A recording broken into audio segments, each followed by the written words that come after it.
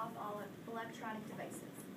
Also, no video or photography of any means is allowed during the performance unless you have received advance approval from the Iowa High School Speech Association State Office. We also have a very special request that all spectators and performers remain as quiet as possible today when they leave our center, as many other performances are going on. It is with great pleasure that I now introduce to you school number 31, performing The Unknown Part of the Ocean.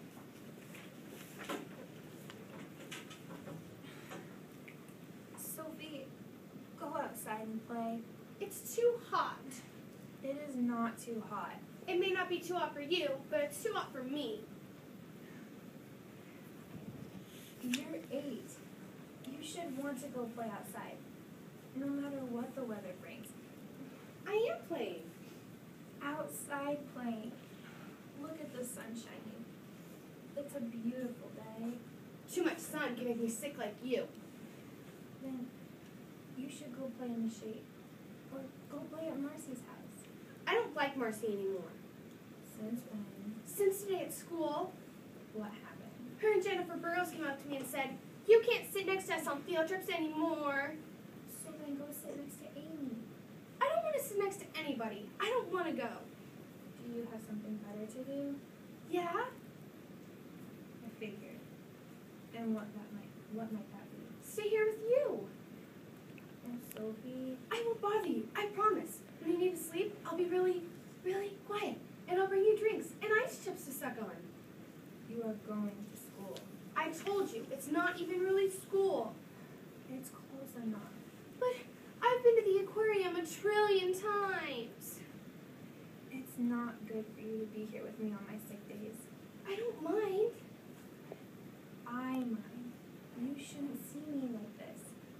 See me be sick. Tomorrow, I'm gonna call Mercy's mom to see if you can go play with her from now on after school. Oh, God. Oh, no. Don't make her mad. Don't make her mad. Don't make her mad. Sophie, go outside and play. But what if you need something? I don't have the energy to do anything. Really, Sophie. Wouldn't you rather be outside with your friends than in here with your sick mother? No.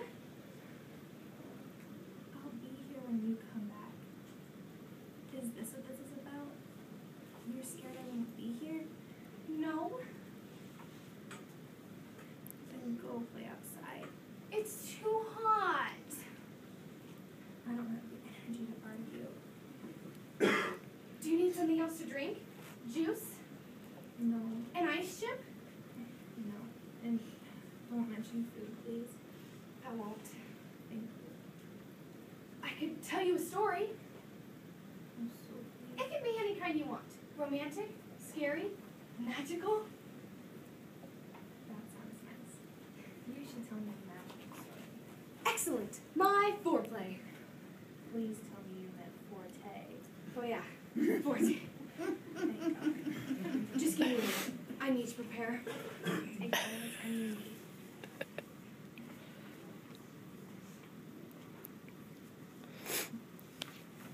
Once upon a time there was a woman who laid on a bed that sailed the sea. Now, this woman loved her bed, and she loved the sea. But after 4 storms and 7 years, she got very, very lonely. So, one day, she called out these words. "Oh, magicians of the sea, oh, dainty water sprites, oh, great Atlantis, please send someone here to end my lonely days." And right then, from out of the water, leapt a glittering dolphin that jumped across the bed and dropped a little girl down right beside her. The woman looked at the little girl and right away knew that they were mother and child. The little girl had been kidnapped as a baby, but raised by dolphins. But when the great Atlantis heard the mother's plea, he made them give her back. Oh, that was a beautiful story, sweetheart. Now, let Mommy get some sleep. So, the little girl and her mother sailed the sea, and the creatures of the deep were their friends, especially the dolphins, who missed the little girl and brought them food to eat. Sorry. wonderful. Until one day, a visitor came who wasn't their friend. It was a giant squid that came from the dark, unknown parts of the ocean, where all the good creatures fall to when they die. And before the little girl could call to her friends for help, the giant squid wrapped its shiny testicles around... It's tentacles. Oh, yeah. Tentacles around the mother, who was... Oh, crap. Sophie, close the door behind me.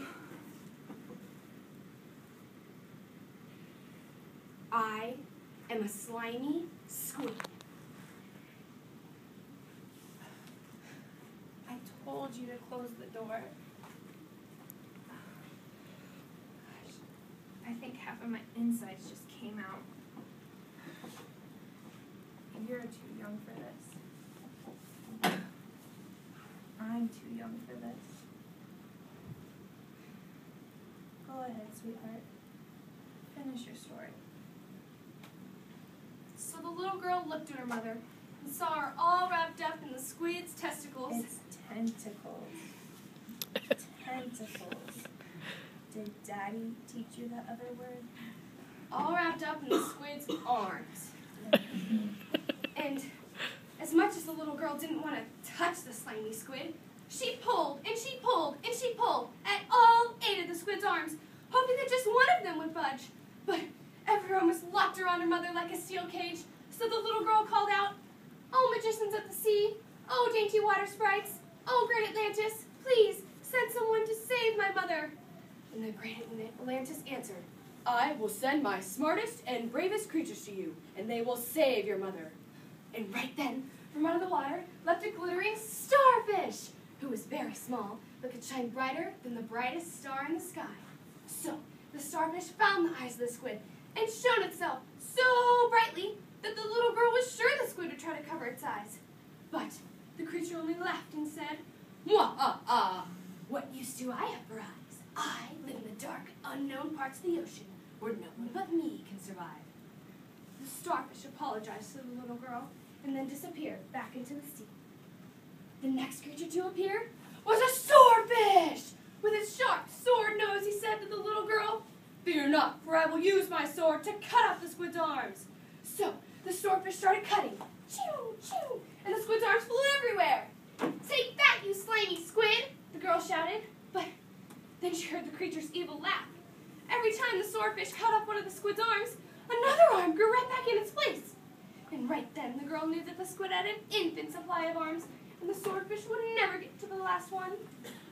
Exhausted, the swordfish said to the little girl, "My sword is no longer sharp, and I can cut no more."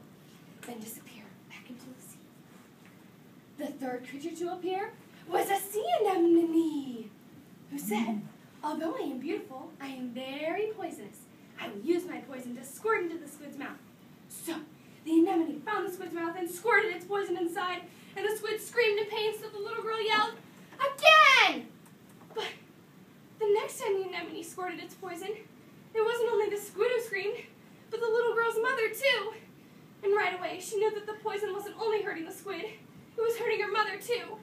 She didn't know what to do, because as much as she didn't want her mother hurt, she wanted the squid to go away. The anemone kept squirting its poison, and the squid kept on screaming, but all the girl could hear were the horrible cries of her mother. "Stop, anemone! Stop!" But the anemone kept squirting its poison, and her mother kept on screaming, "Oh, please, great Atlantis, stop the anemone from poisoning my mother. It's killing her. Oh, okay, Sophie. The poison is killing my mother." Sophie. Shh. But the great sea god Atlantis Yeah, it's okay. could no longer hear her. Sophie, it's all right. The poison, it's not killing me. And this isn't poison. It's just medicine. But your insides are coming out. No, they're not. But you said your insides are coming out. And how do they know when to stop? How does it know when to only get rid of the bad stuff and leave the good stuff inside?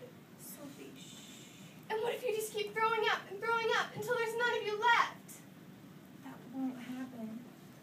How do you know? Because I won't let it happen.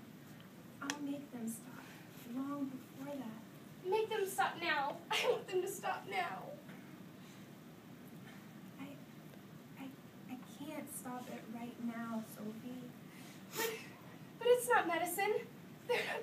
medicine? Yes, they are. That's what this is. But what kind of medicine makes you sick?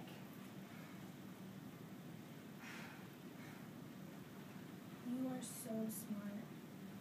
Sometimes I forget that you're not a grown-up. I'm sorry. I didn't explain this to you very well. When I said that this medicine would make me sick, I only meant a temporary sick. You do know what temporary means, right? It means just for a short time, but it's not forever. For 3 days after the shot, I'm only temporarily sick, but then it's all over for a while. But then you have to go back to the doctor and get all temporarily sick all over again. Yeah, but only until the chemotherapy gets rid of all the cancer. It won't get rid of anything else? Just the cancer. How long will that take? I don't know, sweetheart. Before I turn 9? When's that? November! I'm teasing. Yes, I think it'll be over before you turn 9. And never come back.